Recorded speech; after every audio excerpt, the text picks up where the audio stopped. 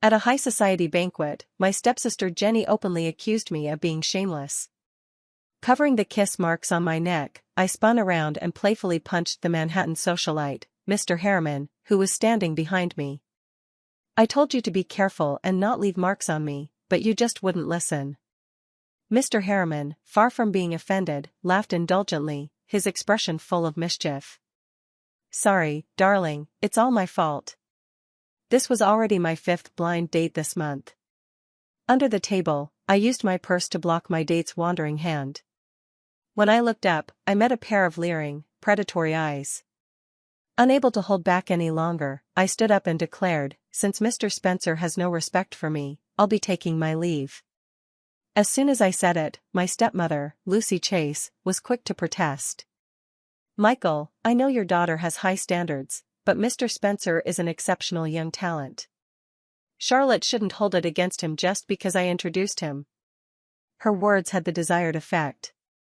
My father, Michael, frowned in displeasure. Charlotte, what more do you want Lucy to do for you? She's been so stressed trying to find you a good match that it's affecting her health. Jenny, ever the obedient daughter, stepped in with a glass of wine, cutting off my father's scolding. Dad, Charlotte didn't mean it. I absolutely meant it, I said with a deliberately insincere smile. Jenny's smile faltered for a moment, but she quickly composed herself, handing me the glass of wine. Shortly after stepping out of the private room, I sensed something was off. I hadn't expected that while I managed to dodge Jenny's glass of wine in plain sight, I couldn't avoid the schemes she and her mother plotted in secret. My thoughts spiraled out of control. My body temperature shot up, and my blood felt like it was boiling. Catching my reflection in a nearby polished surface, I saw my cheeks were flushed crimson. There was no need to guess, I already knew that Lucy and Jenny had been plotting something sinister for a long time. It wouldn't even surprise me if they had teamed up with that sleazy Mr. Spencer. Not far ahead, a group of men, clearly bodyguards, spotted me and began walking toward me with purpose. I darted into an elevator and frantically pressed the close button. It wasn't until the door slid shut that I realized I wasn't alone. The man inside the elevator was tall, his broad frame emphasized by a perfectly tailored bespoke suit. The lighting accentuated his impossibly handsome features, lending him an air of icy elegance and aloof authority. The cramped elevator space seemed to expand around his commanding presence. Most importantly, I recognized him, he was my high school classmate. Marcus Harriman. My mind, already struggling to function, latched onto the only logical action. Help me! I cried. There are people following me. Without waiting for a reply, I clung to Marcus with all the strength I had left, desperate and unwilling to let him leave me to fend for myself. I knew firsthand just how cold and distant he'd been during our high school years. But at this moment, he was the only person I could trust. My weakening limbs gave out, and I began to slide helplessly toward the floor. Before my consciousness faded completely, a strong arm caught me, lifting me securely into his embrace. Charlotte, show some manners. Apologize to Mr. Spencer on behalf of our family. Let him see our sincerity. Hearing this, Michael's expression eased considerably. Jenny is always so considerate, he praised. Mr. Spencer's gaze clung to me, sticky and lascivious. It's all right. I like a bit of a wild side. Of course. The Chase family only has one angelic Jenny, while I, the resident bad apple, was expected to play my role. Taking the glass of wine, I poured every last drop onto Mr. Spencer's face. Without a trace of politeness, I mocked, "Keep dreaming, you shameless scumbag." Shortly after stepping out of the private room, I sensed something was off. I hadn't expected that while I managed to dodge Jenny's glass of wine in plain sight, I couldn't avoid the schemes she and her mother plotted in secret. My thoughts spiraled out of control. My body temperature shot up, and my blood felt like it was boiling. Catching my reflection in a nearby polished surface, I saw my cheeks were flushed crimson. There was no need to guess, I already knew that Lucy and Jenny had been plotting something sinister for a long time. It wouldn't even surprise me if they had teamed up with that sleazy Mr. Spencer. Not far ahead, a group of men, clearly bodyguards, spotted me and began walking toward me with purpose. I darted into an elevator and frantically pressed the close button. It wasn't until the door slid shut that I realized I wasn't alone. The man inside the elevator was tall, his broad frame emphasized by a perfectly tailored bespoke suit. The lighting accentuated his impossibly handsome features, lending him an air of icy elegance and aloof authority. The cramped elevator space seemed to expand around his commanding presence. Most importantly, I recognized him. He was my high school classmate, Marcus Harriman. My mind, already struggling to function, latched onto the only logical action. "Help me!" I cried. "There are people following me." Without waiting for a reply, I clung to Marcus with all the strength I had left, desperate and unwilling to let him leave me to fend for myself. I knew firsthand just how cold and distant he'd been during our high school years. But at this moment, he was the only person I could trust. My weakening limbs gave out, and I began to slide helplessly toward the floor. Before my consciousness faded completely, a strong arm caught me, lifting me securely into his embrace. When I woke up, I found myself in a hotel room. The symptoms hadn't eased, in fact, they were worse. I gritted my teeth, trying to endure the discomfort, already planning how to deal with Jenny and Lucy tomorrow. Not far away, Marcus sat on the sofa, the glow from his laptop screen reflecting off his glasses, adding an extra layer of cool detachment to his already aloof demeanor. Unbidden, snippets of online gossip about him surfaced in my mind. Marcus, the boss of bosses. A man among men. I swallowed nervously, stealing glances at him. He caught me staring and looked up. "You're awake? My private doctor will be here soon." "Any other symptoms?" "Yes, I'm feeling terrible." Before I knew it, I had shuffled closer to him. Marcus ignored me, his focus fixed on the dense lines of German text on his screen. I felt even worse. His scent lingered in the air around me, teasing my senses. Unable to help myself, I buried my face into his jacket. Marcus stiffened immediately, his body going rigid. After what felt like an eternity, he pushed me away firmly. "Charlotte, we need to keep some distance," he said, his tone stern. But I inhaled his intoxicating scent again, holding on to the hand that had pushed me away. "No, you smell so good," I mumbled, leaning in closer to him.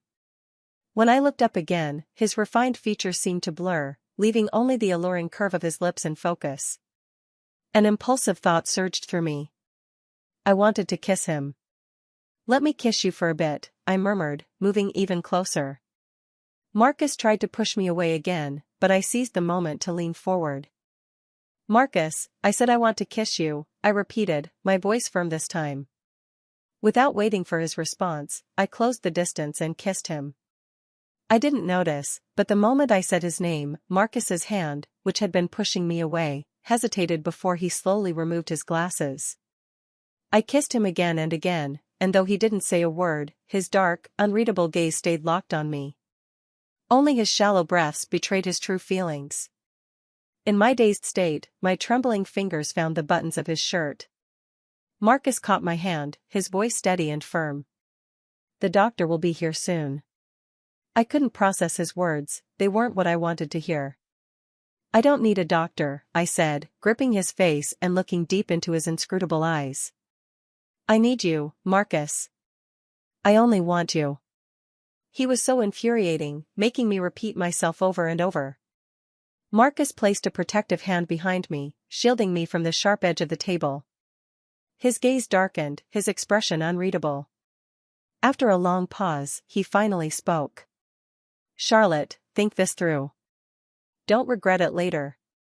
"I won't regret it," I replied with conviction. He stood, and I clung to him tightly as my phone buzzed inconveniently from the sofa. Holding me with one arm, Marcus picked up the call with the other, his tone commanding and irrefutable. "You're not needed tonight.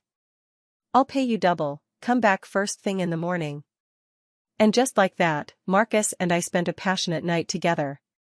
When I woke up, the sunlight was already streaming through the windows. Marcus, dressed impeccably in a tailored suit, sat composedly on the sofa at the foot of the bed. Every detail of last night replayed vividly in my mind. I couldn't believe I had tangled with Marcus Harriman, the aloof and powerful business tycoon who had once been my untouchable high school crush. And worse, I'd taken full advantage of him in every possible way. I was doomed. Feeling a rush of panic, I blurted out, "Mr. Harriman." At the sound of the polite and distant address, the warm glimmer in Marcus's eyes faded, replaced by a chilly detachment. "If I'm not mistaken," he said coolly, "Mrs. Chase didn't start off calling me that." I blinked, confused. "What did I call you then?" "Darling." "Oh God." My face turned beet red as I stammered, "I can explain." I tried to frame last night as a mistake, an accident that spiraled out of control. "It wasn't an accident," Marcus interrupted, his sharp gaze seeming to pierce through my feeble excuse. "Then I hesitated, wanting to suggest we part ways amicably. "You have to take responsibility." His words carried an unexpected weight, and his tone, was that a hint of vulnerability? "My parents and I are very traditional," Marcus continued, his expression serious. "We don't believe in intimacy outside of marriage. Given the situation, if we don't marry, I would be a disgrace to my family." "Oh, no." I was horrified. What had I done? As I wrestled with my thoughts, Marcus leaned in, his voice steady and unyielding. "You said you'd take responsibility. So?" I swallowed hard, unsure where this was going.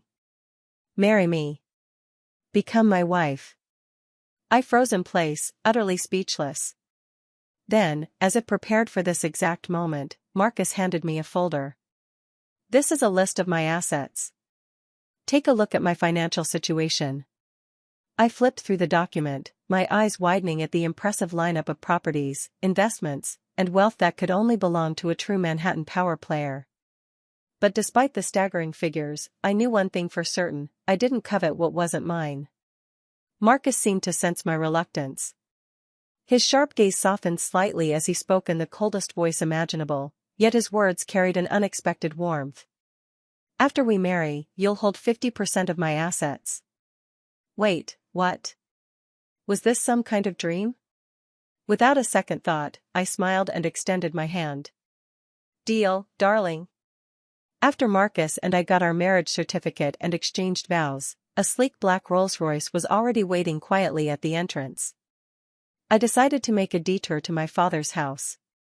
Not to announce the joyous news of my marriage to the world, of course. No, a surprise this grand deserved to be saved as the ultimate shock for Jenny and Lucy. Leisurely, I strolled through the front door, casually picking up a knife from the kitchen on my way. As I stepped into the living room, Jenny was the first to spot me. "Dad." "Mom." "Charlotte's finally back," she exclaimed, her voice a blend of excitement and accusation. "Where were you last night? And why are you wearing a different outfit? Wait, is that the new limited edition Hermes? Dad, you've been secretly giving Charlotte more spending money than me, haven't you?" Her words, carefully laced with insinuations of my supposed nocturnal escapades, hit their mark. My father's temper flared instantly, his voice booming. "Charlotte." Jenny, not satisfied, continued to stoke the fire. "Dad, Charlotte." Before she could finish, I took another step forward, revealing the full size of the knife in my hand. Her eyes widened in shock, her words faltering into incoherent stammers. What are you planning to do with that?" Michael, seated on the sofa, turned around with an annoyed frown, noticing Jenny's reaction. Lucy, catching sight of the knife, gasped audibly, her face turning deathly pale. I smiled brightly. "Relax," I said sweetly. "I'm just here to grab a few things." Ignoring the trio completely, I walked straight up the stairs to my bedroom. Behind me, I could hear Lucy, ever the doting stepmother, putting on her best concerned act. "Charlotte, dear, we're all just so worried about you. Marriage is a serious matter. We're only trying to help you." My dad, clearly fed up, chimed in with an exasperated, "Charlotte, must you be so heartless? Jenny is only a year younger than me. Lucy, originally one of my father's secretaries, brought Jenny into the picture, and rumors quickly spread through Manhattan's social circles that Jenny was my father's illegitimate daughter. After my mother passed away in a car accident, Lucy wasted no time marrying my father with Jenny in tow. Over the years, she stirred the pot incessantly, driving a wedge between my father and me, all in a bid to secure the family fortune. It wasn't until last year, when I returned from studying abroad and started working from the ground up at the company, that I began to regain some footing. Step by step, I earned the trust and recognition of the company's board of elders. Just a month ago, my father hinted at his intention to promote me to vice president, grooming me to take over the company. Lucy, sensing the shift in power, quickly concocted the blind date scheme, hoping to bind me to an advantageous marriage for her own gain. But she underestimated me. In families like ours, there are no fools.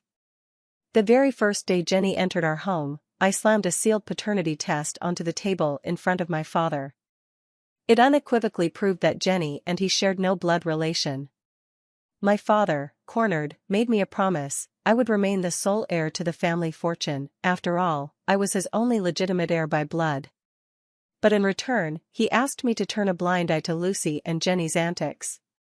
When Lucy and Jenny came at me with their schemes, I indulged them when I felt like playing their games, seeing them as nothing more than noisy fleas. But the moment I decided to fight back, my father wasn't happy. He blocked me as I was about to leave my room, starting in with his well-worn emotional appeals. I just want to pursue my happiness. I truly love Lucy. Can't you accept her? Years of watching him favor Lucy had hardened me to his manipulations. His words didn't move me in the slightest. I sneered. But have you ever truly loved me? You're nothing but a selfish, self-serving bastard. You love Lucy because she's just like you. I smiled as I said it, staring him down. His response? A tirade of insults, lashing out at me in a fit of anger. My suitcase made it down the stairs before I did. When Jenny saw me, she dramatically covered her mouth, her tone full of mock concern. Charlotte, don't make Dad any angrier. If he finds out you've been fooling around with some delinquent. I let out a derisive laugh.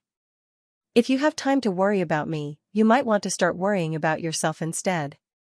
Jenny's expression shifted as doubt crept into her mind. Suspicious, she rushed upstairs toward her room.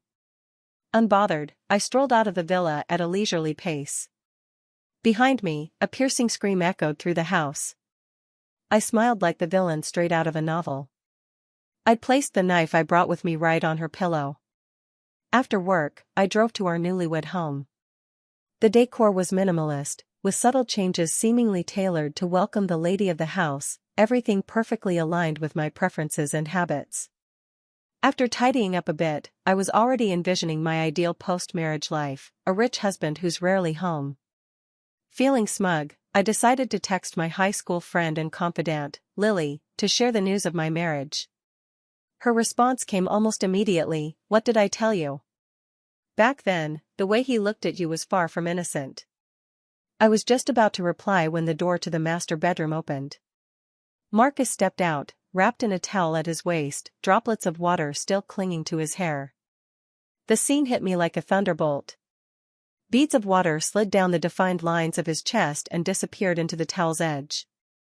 And suddenly, I had to wonder, who, exactly, was looking at whom with less than innocent intentions? I gulped audibly. Just then, another voice message from Lily popped up on my phone. Without thinking, I tapped to play it. Her voice came through loud and clear: "Why didn't you make your move earlier and lock him down? They say a man's stamina is at its peak when he's young. Too bad, though, once they hit 35, it's all downhill from there." Lily's melodramatic sighs about my supposed blissful married life filled the room. Panic-stricken, I frantically tapped the screen to stop it, but instead, I accidentally turned on the speaker. The room went silent. For a moment, neither of us said a word. Then Marcus broke the tension. "Whether or not my stamina holds up," he said, his voice low and teasing, "is something only someone who's experienced it can truly judge. He leaned slightly forward, his gaze locking onto mine. What do you think, darling? I was doomed. What kind of wife offends her husband on the first day of marriage? I wasn't sure how much time had passed before Marcus scooped me up from the bed and carried me to the dining table. On it was a fresh, steaming breakfast that looked as good as it smelled. While I nibbled on a croissant, I sneakily checked my phone. Lily had sent over a dozen unread messages, with the last one from an hour ago. Why aren't you replying? Wait, don't tell me you and Marcus are. Okay, I get it. I blushed, my mind racing to come up with a reply that wouldn't confirm her suspicions. Just as I was about to say something to downplay the situation, I looked up to find Marcus seated across from me. His eyes, sharp and observant, rested squarely on my hand. It was then I noticed the glittering diamond ring on my finger. On the table in front of him lay his matching ring, waiting to be placed on his hand. My heart skipped a beat, thumping loudly in my chest. Marcus, noticing my hesitation, finally spoke. Charlotte. Yes? I understand we didn't have a romantic foundation before this marriage, and that might make you uneasy. But I hope we can work on building something real between us now. I nodded quickly. Okay. Good, he said, a small smile playing on his lips. Now, you can put the ring on your husband's finger. Without wasting a second, I slid the ring onto his hand, my fingers trembling slightly. Marcus's expression softened, his face lighting up with a look of pure contentment. After that day, under Marcus's relentless efforts, our relationship gradually warmed. Sometimes, I even found myself caught up in the illusion that we were a couple deeply in love. That was until Jenny posted a set of photos on her Instagram, captioned, "Screaming over Annie and Mr. Harriman's perfect love story today. P.S. You'd never guess, but Annie is Mr. Harriman's first love." The photos featured Marcus and his first love, Annie, gazing at each other from a distance, the space between them exuding a timeless, poignant emotion. Anyone who saw them would think, what a touching scene. The blossoming feelings in my heart were doused in ice water. I felt ridiculous. So much for his traditional family values and no intimacy outside of marriage. It was all a lie. He didn't deserve my love. When Lily saw Jenny's post, she immediately forwarded it to me. There were always rumors in our circles about Marcus having a first love he's still in love with. I thought that person was you. Turns out, it's someone else. Men are all trash. As if that wasn't enough, she sent me another message with a photo attached. Marcus reserved a table at one of my couple's restaurants tonight at 7:30. Let's go catch him in the act. Never let yourself get the short end of the stick. But the confrontation never happened. From the beginning, our marriage lacked real love. I had no reason, or right, to stoop to such undignified behavior. We changed plans midway and ended up at an upscale bar instead. Lily let loose on the dance floor while I sat at a table, drowning my emotions one drink at a time. Tipsy and blurry-eyed, I barely noticed when a sweet-faced, puppy-like boy sat beside me. He introduced himself as a film school student working part-time. By then, Lily had vanished to some corner, likely enjoying herself with a handsome stranger. The boy was attentive and kind, and his gentle words slowly melted my defenses. I found myself pouring out everything I'd been holding in, crying on his shoulder as I mourned the death of my fragile, budding feelings. Marcus, that bastard. I sobbed. A cheating dog who'll never find true love. Suddenly, the dazzling lights were swallowed by the shadow of a tall figure looming over me. Darkness descended. A familiar voice cut through the noise, sharp and chilling. So this is how you accuse me of cheating, while crying in another man's arms? Darling? Marcus stood backlit, his face obscured, but the oppressive aura surrounding him revealed his mood clearly. I turned my head away, unwilling to face him. But Marcus stepped closer, his presence suffocating. In the next moment, I felt weightless. He scooped me up in his arms, his strength making any struggle futile. Marcus, you bastard! I yelled, pounding my fists against his chest. Why aren't you with your first love? Why come looking for me? Are you even a man? I'm so stupid, I actually believed you. Marcus tried to speak several times, but I cut him off every time, refusing to let him explain. In the end, he let out a resigned sigh and said softly, "Let's talk about this at home." By the time Marcus placed me in the car, most of my drunken haze had cleared. Realizing I was still sitting in his arms, I pushed against his chest, struggling to sit upright. "Let go of me." Neither of us spoke for a while. The silence was thick until Marcus leaned in, his voice brushing against my ear with the faint vibration of air and sound. "Charlotte, about your accusations just now, I can only clear my name with evidence." My face burned instantly. "I waited for you at the restaurant for 2 hours, he continued, his tone steady but laced with frustration. "When you didn't show up, I had to resort to certain measures to find you. But I didn't expect to see this side of you." I pulled out my phone and glanced at the notifications. The screen was flooded with missed calls and unread messages, most from Marcus and my assistant. The realization hit me like a brick. I had jumped to a massive conclusion. The memory of my accusations at the bar made my scalp prickle with guilt. Judging by his expression earlier, he was definitely angry. And now, still being in his lap, I didn't dare move. Wait. Sure, he hadn't physically cheated tonight, but the emotional infidelity with his first love was undeniable. Resolving to confront him, I unlocked my phone and pulled up Jenny's photos. "What's the deal with you and your first love?" Before I could finish, Marcus's hand, which had been resting lightly on the back of my neck, tightened suddenly. Without warning, he pressed his lips to mine. The cool, minty scent of his breath mingled with the heat of his anger, invading my senses. Caught off guard, I faltered, and Marcus seized the opportunity, advancing with unyielding intensity. The air in my lungs was stolen away bit by bit as I gasped for breath, my defenses crumbling. Desperate to regain control, I pushed against him, determined to reverse the situation. I didn't even realize when we arrived home. The car had stopped by the time I had Marcus pinned against the leather seat, trying to reclaim some semblance of power. The driver opened the door, and Marcus gently pushed me aside before stepping out. I barely had time to curse him in my head when, in the next moment, I felt my feet leave the ground. Marcus scooped me up effortlessly, slinging me over his shoulder like a sack of flour. With one hand gripping my body and the other holding my high heels, he commanded coldly, "Don't move." When Marcus carried me into the house, he didn't put me down. Instead, he brought me straight into the study and set me down on the desk. Before I could say a word, he cupped my face with his hands, his lips claiming mine once again. It was relentless, like a cat indulging in its favorite treat, savoring every moment without restraint. I had no idea how much time had passed until the kiss finally broke, leaving me gasping for air, as if I'd been pulled underwater and left struggling to breathe. "I didn't cheat." His deep, gravelly voice filled my ears, each word deliberate and firm. "And there is no first love." The seriousness in his tone sent shivers down my spine. "From start to finish, it's always been you." I sat there, breathless, my chest rising and falling rapidly, like a fish that had been thrown back into water just in time to survive. I couldn't deny it, his words stirred something in me, rippling through my heart.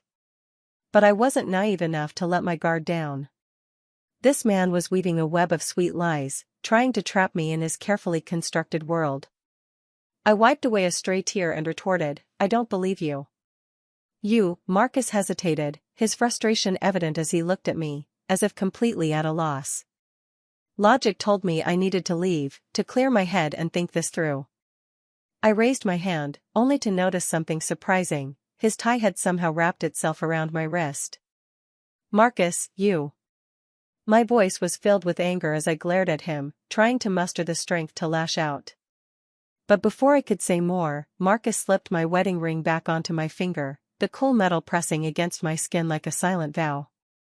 Then, as if ignoring all boundaries, he tilted his head and resumed the intimacy, his lips trailing down to my neck, his touch lingering like a brand.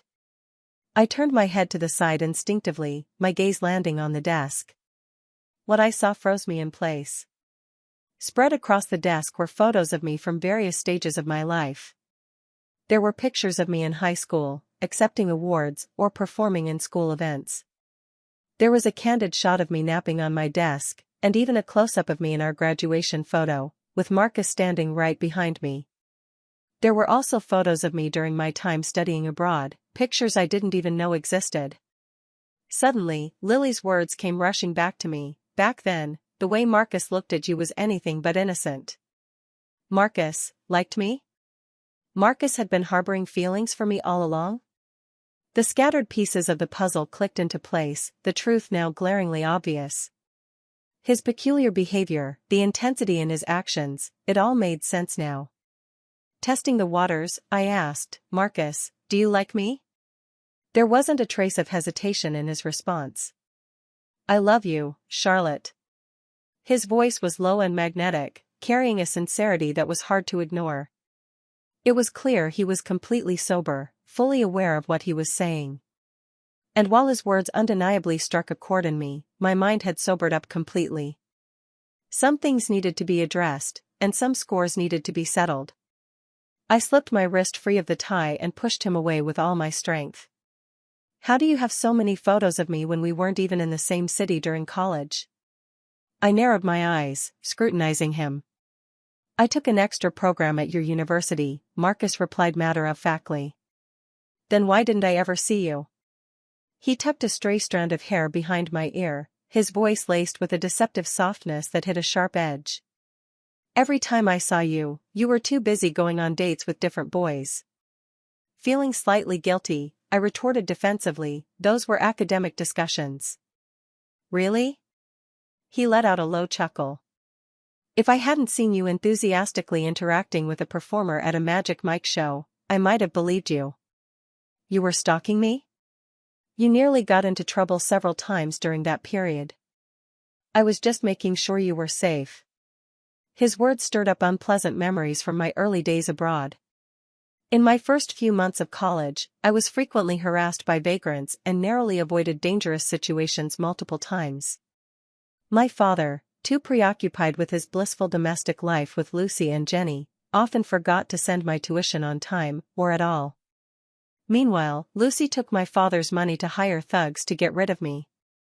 To protect myself, I threw myself into various events, always seeking out crowded places. That chaotic chapter lasted 3 months before I could finally catch my breath. I thought Lucy's hired goons had simply given up after failing to find an opportunity. But I had no idea Marcus had been silently watching over me, keeping me out of harm's way. It wasn't like Marcus, a man of his stature and authority, to quietly safeguard someone without saying a word. I voiced my thoughts aloud. For the first time, his typically stoic face showed a flicker of emotion. You told Lily I was as cold as a block of ice and that you don't like that type. He paused, his jaw tightening. You said you liked cheerful, sunny boys, like playful puppies. The last few words came out through gritted teeth, and I realized he was jealous. I couldn't help but laugh. At the time, I kept wondering why you'd choose to like that kind of type. But after all these years, I figured it out. He leaned in, his voice dropping to a near growl. You like that type? Fine. I'll be your one and only puppy then. His intense gaze locked with mine, brimming with undeniable love. Then Marcus's lips met mine in a kiss that felt like it had been waiting years to happen, leaving an indelible mark on my heart. Now, he murmured against my lips, his tone filled with possessive determination, it's time for me to fulfill my duties as your husband. It turns out, you should never provoke an angry man, especially one who's angry out of jealousy. I felt like a fish that had been grilled, flipped, and grilled again, over and over. It wasn't until the faint light of dawn peeked through the windows that Marcus finally let me go. Exhausted and completely spent, I didn't even have the strength to turn over. A few soft whimpers escaped my lips. Marcus leaned down and pressed a gentle kiss to my brow. Sleep, darling, he murmured, his voice low and soothing. I was jolted awake by the ringing of my phone. On the other end, my father's enraged voice boomed. Charlotte, you ungrateful daughter. Without changing my expression, I ended the call. Moments later, the phone rang again. This time, it was Lucy. She was calling to remind me of today's grand banquet, a carefully orchestrated trap I'd almost forgotten about. Lucy had likely spent ages planning this event under the guise of celebrating my father's birthday. Of course, to me, it was just another setup. What's a drama show without the main character entering the stage? Marcus had left for work early in the morning. After letting him know about the situation, I got ready. Dressed to perfection, I arrived at the venue, makeup flawless and wearing an elegant gown. Lucy, as expected, was making the rounds, Jenny by her side, eagerly networking and socializing. The room was filled with smiles and laughter. Jenny spotted me first.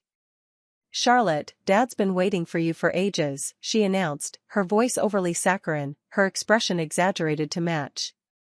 People turned to look at me, their eyes filled with curiosity, their whispers buzzing in the background. From across the room, my father approached. Pointing at me, his face was clouded with discontent, his tone dripping with sarcasm. "I didn't even know I had a daughter like you." Lucy immediately jumped in to smooth things over. "Michael, don't say that. Charlotte's been so busy with work. It's perfectly normal that she hasn't been home much." "Exactly, Dad," Jenny chimed in, her voice sweet and humble. "Charlotte works so hard every day, unlike me, who just lazes around at home." That was all my father needed to hear. He made his decision on the spot. "Well, since you're so busy, I've decided to let Jenny join the company as the director of marketing." Jenny's eyes lit up, brimming with joy and gratitude. "Thank you, Dad. I'll work hard and learn everything I can from Charlotte." My father, completely charmed by Lucy and Jenny's well-rehearsed act, was glowing with self-satisfaction. The obedient younger daughter gazing at him with adoration only served to inflate his already fragile ego. I smirked cynically. When I first joined the company, I wasn't handed any prestigious title. Instead, I started as a team leader in a small operations group. I worked my way through core departments, took on critical projects, and fought to secure key partnerships before finally earning my position as general manager. But in his eyes, everything I did was simply my duty, nothing worth appreciating. To him, I lacked loyalty to the family, respect for him as a father, and any sense of belonging. Meanwhile, Lucy and Jenny's greedy, self-satisfied expressions didn't escape me. But what worried me more was my father's utter incompetence. Under his leadership, the company's future seemed grim. If that was the case, it was time for him to step aside. And for me to take over. As for his opinion? Who cares? "Charlotte, Mr. Spencer is here," Jenny suddenly said, grabbing my arm with an eager gleam in her eyes. She seemed desperate to read some kind of reaction from me. "Last time, Mr. Spencer mentioned how much he liked you. Such a pity you left early before he could get to know you better." Across the room, Mr. Spencer raised his glass toward me with a confident, almost predatory smile. I returned his smile nonchalantly and replied, "Well, if you think he's so great, why don't you date him? This outstanding gentleman is all yours. I think you two make a perfect match. Both scheming, both full of ulterior motives, truly a match made in heaven." Jenny's face turned a furious shade of red, her carefully crafted facade slipping for just a moment. Her ugliness beneath the mask was glaring. She opened her mouth to retort, but Lucy quickly pulled her aside to entertain guests. Tonight's banquet was ostensibly a celebration of my father's birthday but, in truth, was Lucy's stage for scouting a wealthy suitor for Jenny. Lucy was banking on this star-studded event to secure a marriage alliance for Jenny, a union that would serve as their golden ticket in the battle for inheritance. For Lucy, instigating petty drama with me was far less important than this grander scheme. I found a quiet corner to take a breather, but commotion at the entrance drew my attention. I glanced toward the source and locked eyes with Marcus across the sea of people. Even from a distance, his gaze found its mark. Marcus smiled and, with his assistant in tow, made his way through the crowd toward me. In an instant, my inconspicuous little corner became the center of attention. From across the room, Lucy and Jenny froze, their pupils shrinking in disbelief. Lucy's eyes gleamed with opportunity. The man before her wasn't just anyone, he was Marcus Harriman, the youngest and most powerful leader of the Harriman Group. Compared to the Harriman Empire, even the Chase family was no more than a subsidiary. And Marcus rarely attended events like these, so his presence could only mean one thing: he was interested in the Chase family. Lucy didn't care whether Marcus was eyeing her elder or younger daughter. In the end, whatever he wanted would become Jenny's. With a radiant smile, Lucy approached with Jenny on her arm. "Mr. Harriman," she began, her tone warm and deferential. "It's an honor to have you grace the Chase family with your presence. This is my younger daughter, Jenny. She has long admired you. Would you be so kind as to grant her the honor of a dance?" Marcus, his features as striking as ever, responded with chilling indifference. "I don't have time." He turned to me, extending his hand in an inviting gesture. "Charlotte, would you do me the honor of a dance?" Just as I was about to agree, Jenny interjected loudly, her voice trembling with feigned distress. "Charlotte, what's that on your neck? You can't keep making Dad angry like this. The other day, you stayed out all night, and he ended up in the hospital because of it.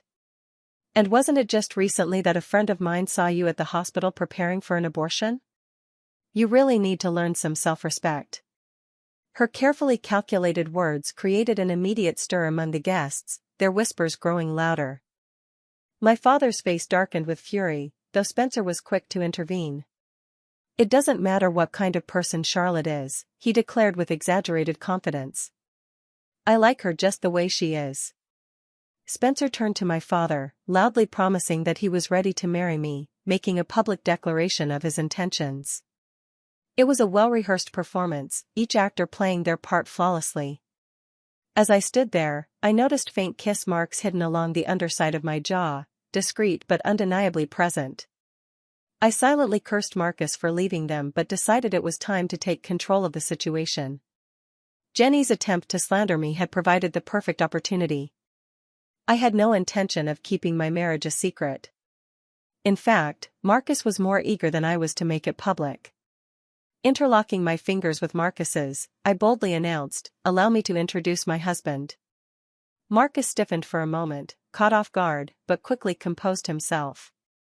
Recalling his promise from the night before, I smiled mischievously and lightly punched his chest. "Didn't I tell you last night not to leave any marks? But you just couldn't help yourself." Instead of being angry, Marcus's face lit up with a satisfied grin. "My apologies, darling. It's entirely my fault. But I don't think there's any need to explain our private matters to others." Jenny froze mid-tear, her expression utterly blank. Lucy's face turned an unflattering shade of pale. Marcus's voice turned icy as he addressed the room. "Charlotte is my lawful wife. I will not tolerate any slander or defamation against her. This is your only warning, let's not have a next time." His assistant chimed in seamlessly, "Please cooperate. Should this happen again, the Harriman family's legal team will ensure Mrs. Harriman's rights are fully protected." Marcus then turned to my father, his gaze cold and unyielding. "Michael, rest assured, I will take care of Charlotte for the rest of my life. Even if you fail to cherish her, I will. As for the partnership you discussed with me." His frosty gaze swept over Lucy and Jenny, making his disdain clear. I picked up where he left off, my tone indifferent. "Focus on the right things. You're not getting any younger, and it's about time you handed the reins to someone capable." My father seemed genuinely stunned by my bluntness, his proud stance faltering. The man who had wielded his title of father to suppress me my entire life now looked utterly defeated. Taking Marcus's hand, I led him out of the banquet hall. "Marcus," I said with a cheeky smile, "we're wearing matching outfits today." After that day, my father was swiftly admitted to the hospital. Years of indulgence in his youth had left his body riddled with hidden ailments, and now, in his older age, they all began to surface. Lucy, ever unwilling to accept defeat, schemed with Jenny to wrest control of the company from me. When Jenny showed up at the office, ready to assume the position of marketing director, I had security escort her out. Then, I made sure the evidence proving Jenny wasn't my father's biological daughter was placed prominently at his bedside in the hospital. He glanced at it, his face twisting in rage, and promptly suffered a heart attack, falling into a state of permanent unconsciousness. I didn't pull the plug on his oxygen, but I had no intention of letting the man who abandoned his wife and daughter live out a happy retirement. The company's shareholders, seeing his downfall, quickly shifted their allegiance to me. Seizing the moment, I took full control of the company, establishing my authority with an iron fist. Now, sitting in my office, I overlooked the bustling heart of the city, with the vibrant harbor stretching out in the distance. I suddenly recalled something Lucy once said to me: "Thank your mother for watering the peach tree and growing the fruit, so I could come along and pick it." There are countless ways to climb to the top. Lucy had chosen the shortcut of harvesting the fruits of others' labor. It was the path she walked, successfully, and the one she intended for her daughter to follow as well. But in the process of growing fruit, the tree's roots also dig deeper, burrowing into the rocky soil to draw strength. Those roots would nourish the tree again, bearing new fruit. And that's exactly what I had done. This company bore half of my mother's efforts and dreams. Now, in my hands, I would ensure it thrived and grew into something even greater.